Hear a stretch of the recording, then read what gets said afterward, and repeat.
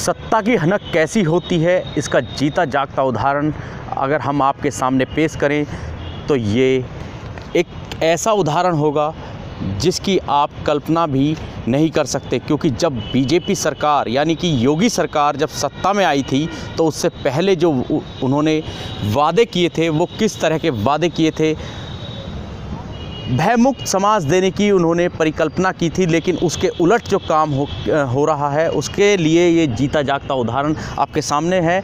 और मैं इनसे ही बात कराऊंगा और बताऊंगा कि आज ये परिवार किस तरह से एक बीजेपी नेता के खौफ के साए में जीवन जीने पर मजबूर है। क्या नाम है आपका सर? हरीश कुमार थापर। हरीश जी, क्या है मतलब मामला क्या है आपका? हाँ जी, मैं एक भूतपूर्व वायु सैनिक प्रवेश कुमार थापर का पुत्र हूँ जी। मैं आईआईटी के लिए मैथमेटिक्स के लिए बच्चों को गाइड करता हूँ। मेरे मकान के सामने मतलब आप कोचिंग मतलब देते हैं? हाँ जी। अच्छा। मेरे मकान के सामने रामलीला कमेटी के पूर्व अध्यक्ष। कहाँ पर है आपका मकान? केडी 117 में रामलीला कमेटी के पूर्व अध्यक्ष राम कुमार तोमर रहते हैं। मतलब गाज़ियाबाद कबीरनगर क्षेत्र में। हाँ जी, मेरे मकान के सामने ये रहते हैं। भाजपा का बाहर बोर्ड लगा रखा है। क्या नाम है? राम कुमार तोमर। अच्छा, राम कुमार तोमर। तो ये भाजपा नेता है? हाँ जी। कोई मतलब किसी नेता के रिश्तेदार हैं या खुद ही मतलब वो हैं? सर अपने आप को वरिष्ठ भाजपा नेता बताते हैं। अच्छा। हाँ जी। और इन्होंने 12 अक्टूबर 2017 की रात को ईंटें लेके मेरे मकान के शीशे फोड़ डाले। अच्छा। रंगे हाथों पकड़े जाने पर माँ बहन की गालियाँ देने लगे, बोलने लगे IAS PCS किसी को जाके कह दो, पुलिस प्रशासन मेरा कुछ नहीं बिगाड़ सकता। सारे नेताओं को मैं जानता हूँ। ऐसा क्यों, मतलब वजह क्या है इस तरह की? मतलब सर वजह ये है, रिकॉर्डिंग में कह रहे हैं कि मैं राजपूत हूँ, पाकिस्तान से भागे हुए रिफ्यूजी हो, तुम्हें देश में रहने नहीं दूंगा, देश से निकाल के छोड़ूंगा। अच्छा, आप मुझे आपको मतलब रिफ्यूजी बताया? हाँ जी। अब मुझे ये सिर्फ जानना है this has what to do with casteism, जात पात से इसका लेना देना क्या है? 2019 में मैं कहाँ से आया, पाकिस्तान से आया, कहाँ से आया, मुझे तो ये भी नहीं पता। मेरा तो जन्म ही इस देश में हुआ है।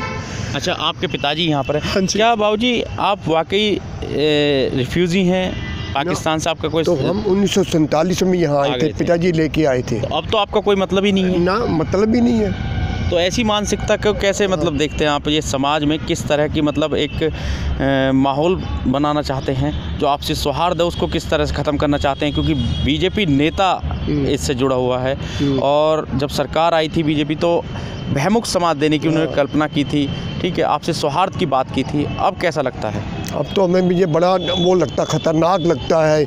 ये जो शासन है बड़ा ख़तरनाक है और ये चंटल आदमियों को, सीधे आदमियों को और भूतपूर्व वायु सैनिक को जीने नहीं देता। और मैं भूतपूर्व वायु सैनिक हूँ। मैंने 2 लड़ाई लड़ी हैं, 1965 में और 1971 में। मैंने देश की रक्षा के लिए क्या कुछ नहीं किया और मेरा करैक्टर एग्जाम्पलरी है। और ये राम कुमार तोमर मुझे वायु सेना का चोर कहता है, गली गली में कहता है, सड़क पे कहता है कि तू वायु सेना का चोर है, तू कुत्ते चुराता है, तू गमले चुराता है। ये इनका दर्द है और इस दर्द को देखकर आप अंदाज़ा लगा सकते हैं कि एक बीजेपी नेता की जो हनक है उससे परिवार कितना ग्रस्त है। आप मुझे बताइए कि आपने कहा कि वो अपने आप को एक जाति विशेष का बताकर उस पर बड़ा गर्व महसूस करते हैं। तो क्या और वो ये कहते हैं कि उनकी पकड़ है पुलिस प्रशासन में, उनका कोई कुछ बिगाड़ नहीं सकता। 3 महीने बाद उनके खिलाफ FIR दर्ज हुई। SSP को सारी रिकॉर्डिंग दिखाने के बाद FIR दर्ज होने पर भी पुलिस ने गिरफ्तार नहीं करा, जबकि रिकॉर्डिंग मौजूद थी। उसके बाद गवाहों को धमकाने के संबंध में भी FIR कायम हो गई। उसके बाद हमारे मकान के अंदर कैमरे तोड़कर चोरी करने के संबंध में भी रामलीला कमेटी के पूर्व अध्यक्ष के पुत्र के खिलाफ FIR दर्ज हो गई। इसके बाद इस पूरे प्रकरण को लेकर हम हाई कोर्ट तक गए।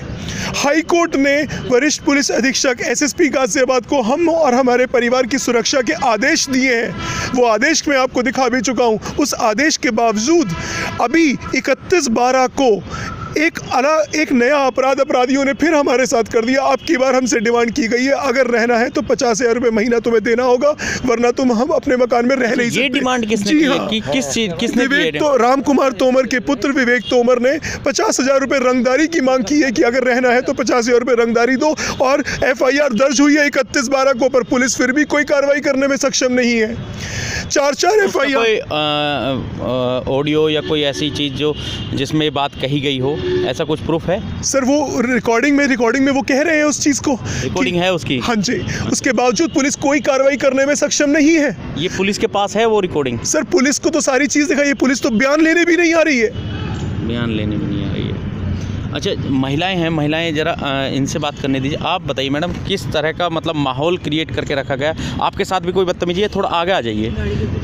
सर मेरे साथ जहाँ तक है कि मैं जब भी वहाँ से निकलती हूँ अपने घर के बाहर से, तो उनका पुत्र विवेक तोमर मेरी गाड़ी के पीछे पीछे आता है। जहाँ तक मैं जाती हूँ मेरा पीछा करता है। अच्छा। और जब मेरे घर के पास पहुँच जाती हूँ तब वहाँ से चला जाता है।